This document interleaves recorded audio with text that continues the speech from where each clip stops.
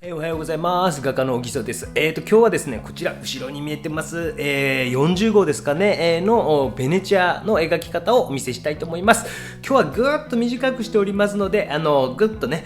してありますので、皆さんご安心ください。楽しんで見てみてください。それではどうぞ。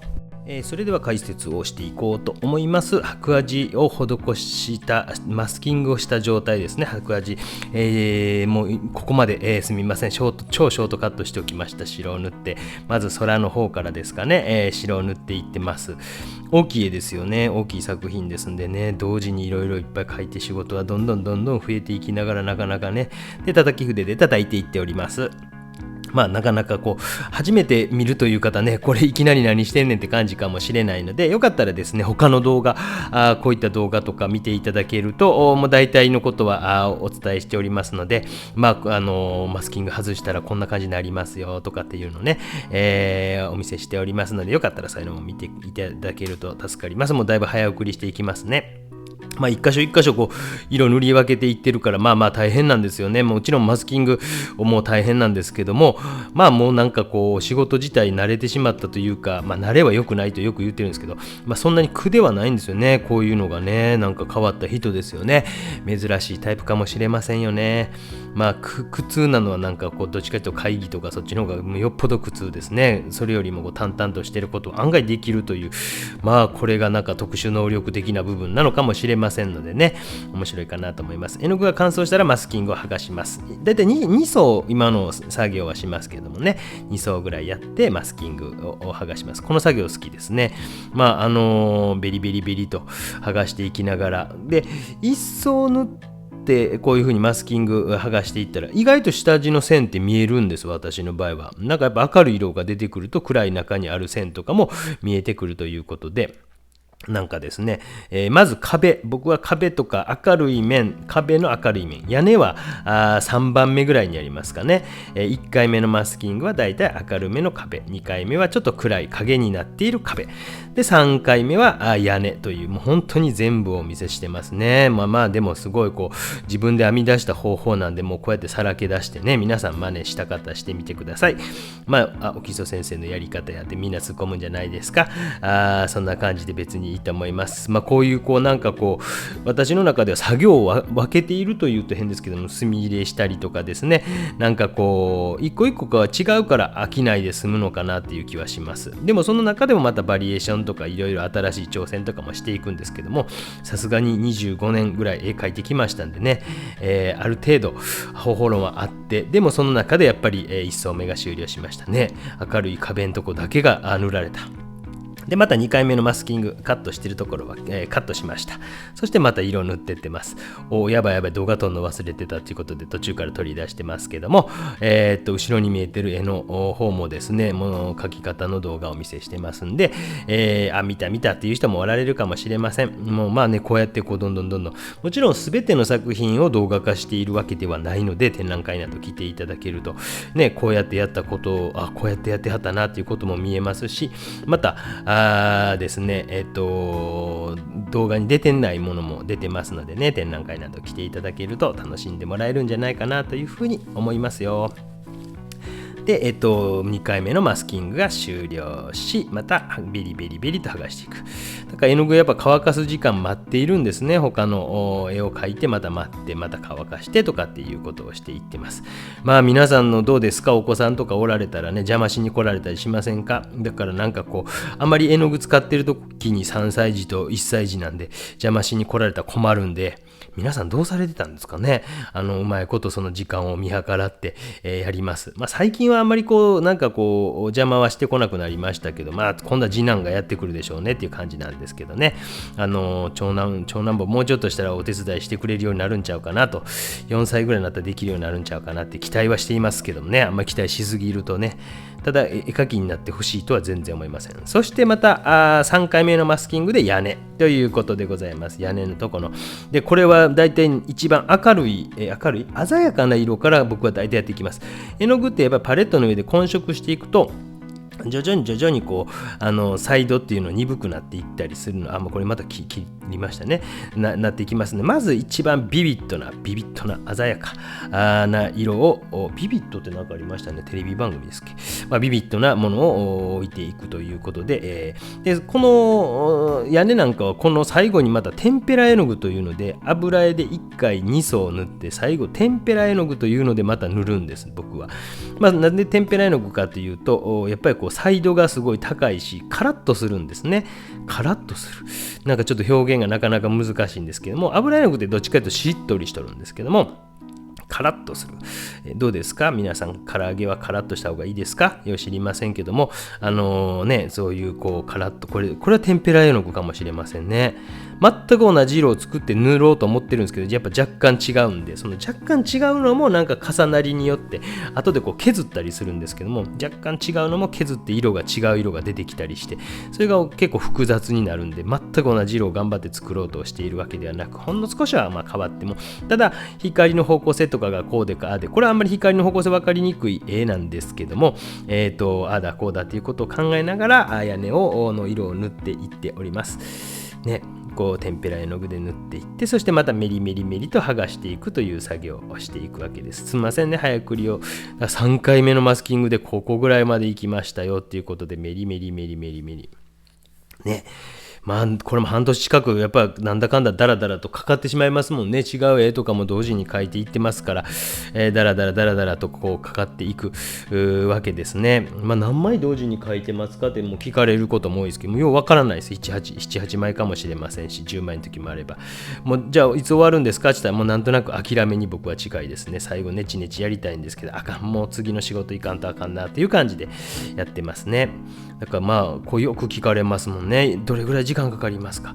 厳密に言うとギュッと圧縮すると2週間ぐらいだと思うんですけども、2週間、もうちょっと短いかもしれない、10日間ぐらいかもしれないですけど、やっぱインターバルで絵の具を乾かすとかっていう作業とかが必要になったりしますから、屋根がね出てきたらもうだいぶこう雰囲気が出てきたの分かりませんか？どないでっかね、面白いでしょう。なんか切り絵みたいやとかなんとか言われますけどね、切り絵が悪いということはないと思いますんで、こう切り絵的な新しいこう、ね、ジャンル的なものを自分なりに開発したという感じかもしれませんけど、こんなことをやっているんですよ。ね、地味ですね。でもなんかこうやっぱ脳みそがこう違う作業をいろいろしていくとね、こう屋根がちょっと色塗られましたよってこと。そしてここからは描写していくんですけども、ベーっとも全面をこれ紫っぽいの塗ってますね。青っぽい紫っぽいの塗ってってますね。弾く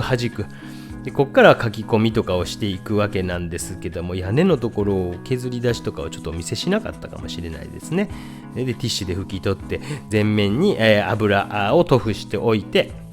書き込みをしていくということをしていきます。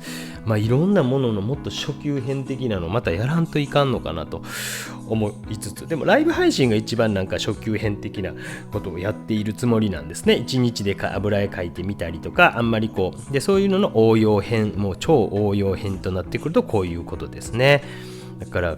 これなんか面白いですよね。周りの木のところ、僕これ箱とか作ったりしてますけど、30号ぐらいまでは入る箱を作ってるんですが、それ以上のサイズになるとそういう箱がないので、上と下に木を貼っつけております。それでワンチンが置けるようにしています。工夫ですよ、工夫。本当に皆さん工夫、自分なりにちょっと困ったな、どうしたらいいかな、そこでやっぱりね脳みそ使ってくれると嬉しいですよね。そうすると皆さんもね本当にこう脳活になりますので、僕の動画は脳活でございますからね。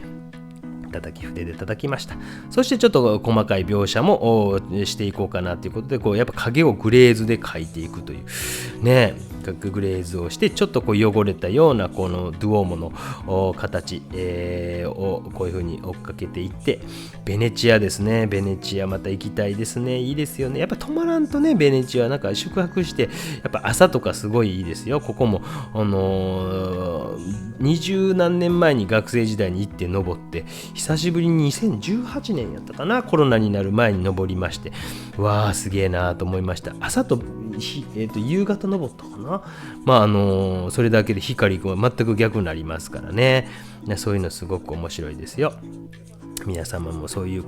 なんか海外旅行とか行って僕なんかはとにかく高いとこ調べときますけど、高いとこ大好きなんで、例えばローマ高いとこみたいなのとか、展望台とか、ローマ展望台、フィレンツェ展望台、ベネチア展望台とかね、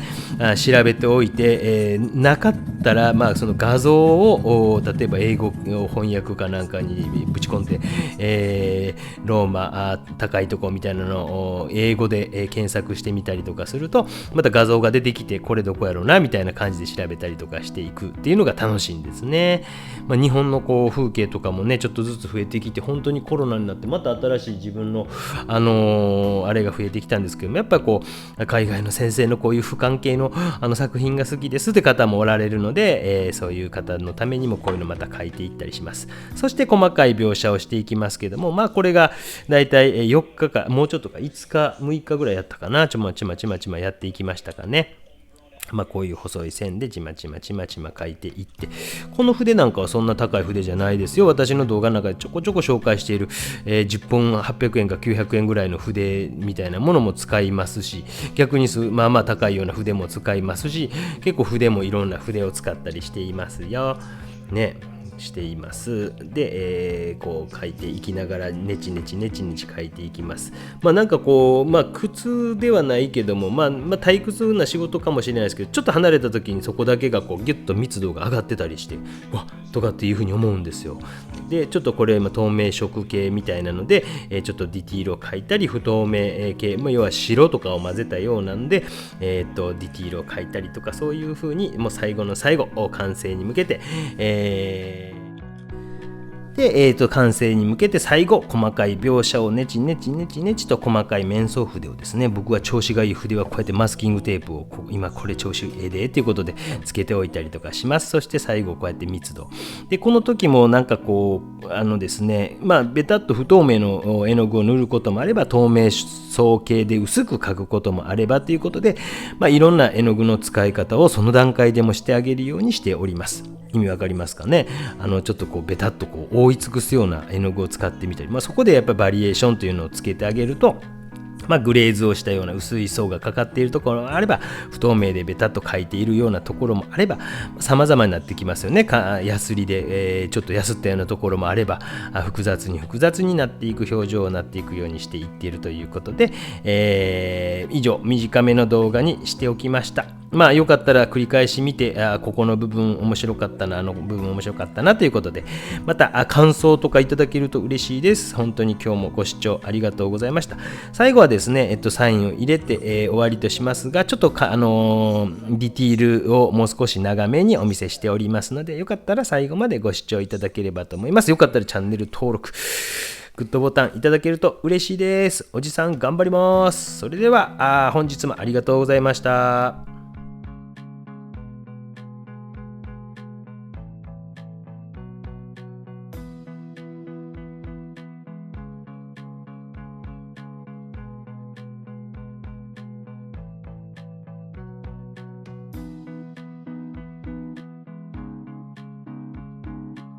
ご視聴ありがとうございました。いかがだったでしょうか。最後にネチネチやってね。でも細かいですね。大変ですね。またぜひ機会があったら本物の作品を見てください。よかったらグッドボタン、チャンネル登録よろしくお願いします。それではまた。はい、チャンネル登録よろしくね。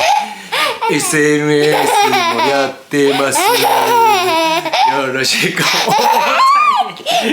ではでは。